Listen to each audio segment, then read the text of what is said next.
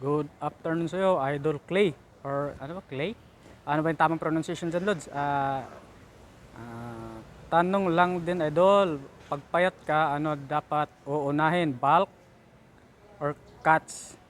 Para sa akin, Lods, dapat lean bulk or bulking ka.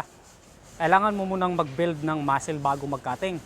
Para makapag-build tayo ng muscle, kailangan nating magbuhat ng maganda. O paano tayo makapagbuhat ng maganda pag nagka-cutting? Di low energy tayo eh.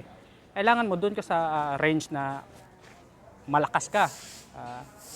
Makapagbuhat ka ng maayos, makapagbuhat ka ng magandang mga execution para doon natin mabibuild yung muscle. Kasi di naman tayo makapag-build ng muscle sa mga pagkain lang. Kumbaga, kailangan talaga o resistant training o weight training.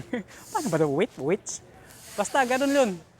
Kailangan nating mag-training muna bago para makapag-build tayo ng muscle. Pagka nandiyan na, maganda na yung pondo nating muscle, saka tayo mag-cutting para pag nag-cut, tanggalin natin yung body fats, yung matira, muscle talaga, lean muscle na.